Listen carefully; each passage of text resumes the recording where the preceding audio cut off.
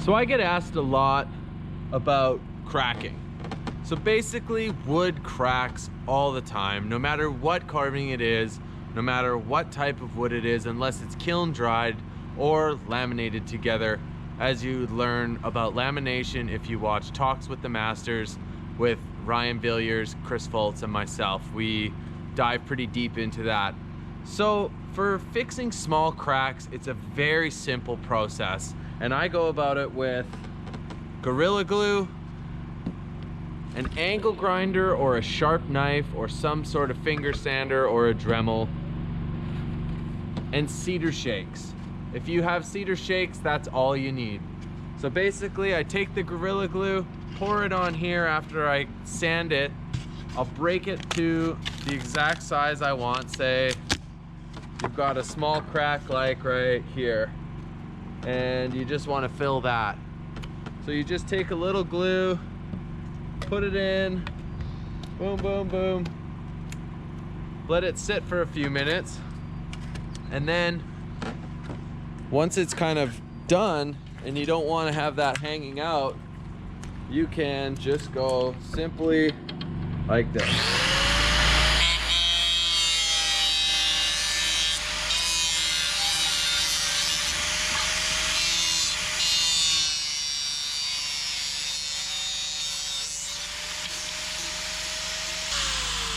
So you see right there, you've already lost a good chunk of it just by letting that, putting it in there. So this was hammered in a couple minutes earlier.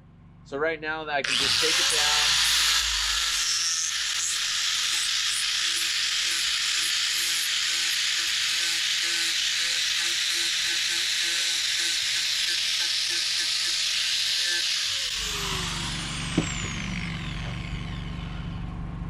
And as you can tell, the crack is pretty much fixed. Now, for most all of my personal carvings, I use just your standard paint. So if it's a gray, you can kind of match it with a gray paint and then put a stain over it. But for the sake of a carver watching this, I'm gonna go grab my finger sander. I'm gonna finger sand it, get it super clean, do a light burn, and then I'm gonna throw some paint on it and then restain it.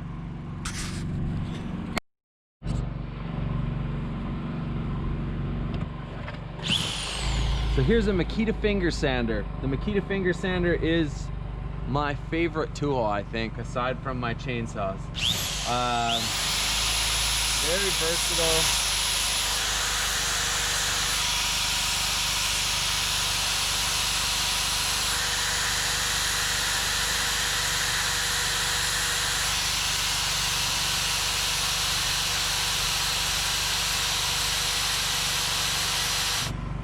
Perfect.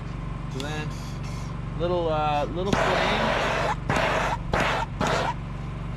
and then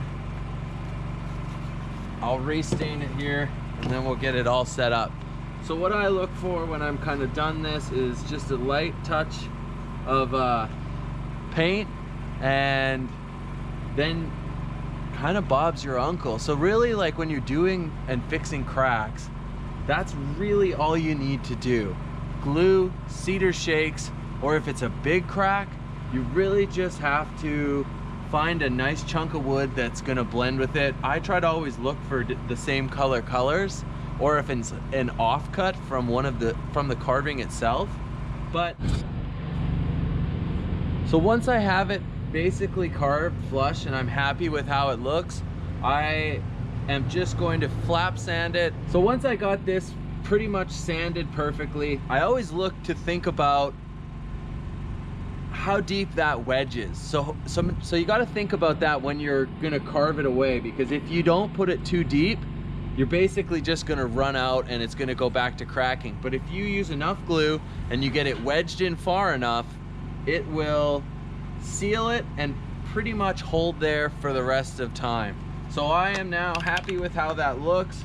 I'm gonna give it a little shot of paint, which is super bright right now, but once that dries, that's the base coat, and then I'm gonna come in with the gray, and then I'll kind of buff it out and ease that color in, and then it'll stain, and then it'll look good as new. And that is how you fix cracks or that's how I fix cracks at least. Thanks so much for watching this. If you have any more questions, leave a comment below and I will get back to it as soon as I can. Be sure to like the video and subscribe to my page, Ryan Cook Carves. Thanks guys, have a great day.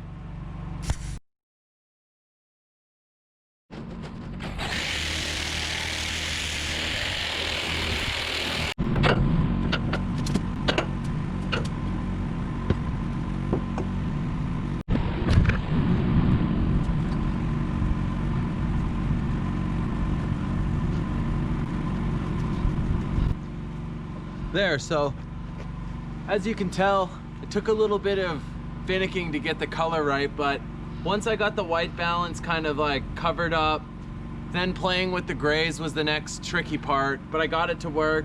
And then you know what, I just thought to put a little black over and just give it some accents kind of everywhere, because then they kind of give it the idea of like little black hairs here and there. So yeah, thanks for watching. I hope this helped. If you have any questions about filling cracks, just leave a comment in the box and I will get back to it as best I can. But like I said, wedges, Gorilla Glue, wood glue, and any size wedge is gonna fix it right up, and hope that helps. Thanks for watching. See you later.